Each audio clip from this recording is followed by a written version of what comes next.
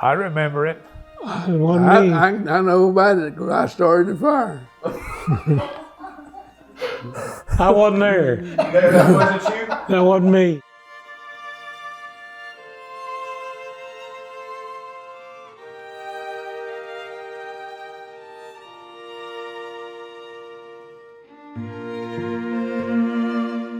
Mother and Daddy came up during the Depression. They didn't throw away a thing because they lived in those times where you may not ever get it back. You can't buy it. When you went fishing with Daddy, you better plan on being gone all day. Because he didn't say, well, I'm tired of fishing, let's go in. He stayed till dark. He got there at daylight and stayed till dark. I'd be in the front of the boat, he'd be in the back, and we'd be fishing around, and he'd say, well, he said, Bill, you see that stop up yonder, out there by itself? I said, yep. He said, well, I always catch one or two right there. And when you get up there, you ought to get you one. And every now and then, he said, it'd come up his time, he said, you didn't catch one here, no? I said, no. I said, I fished all around it. Well, you did something wrong.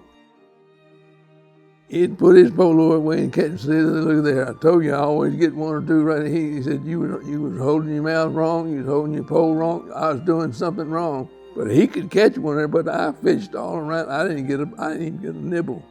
He'd catch one. We'd sit at our feet at the table when we were eating, waiting for scraps.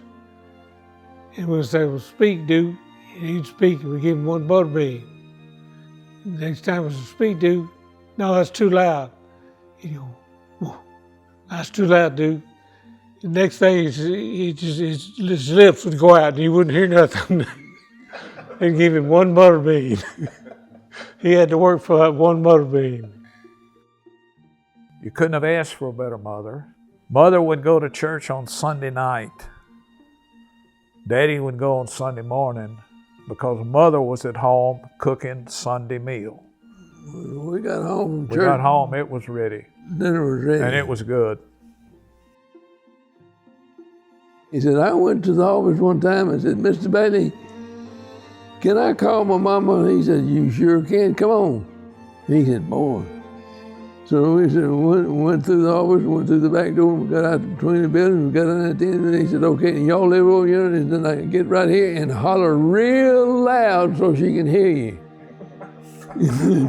And he said, when I heard that, he said, I don't know, that crazy man, did he think I'm gonna call my mama like that?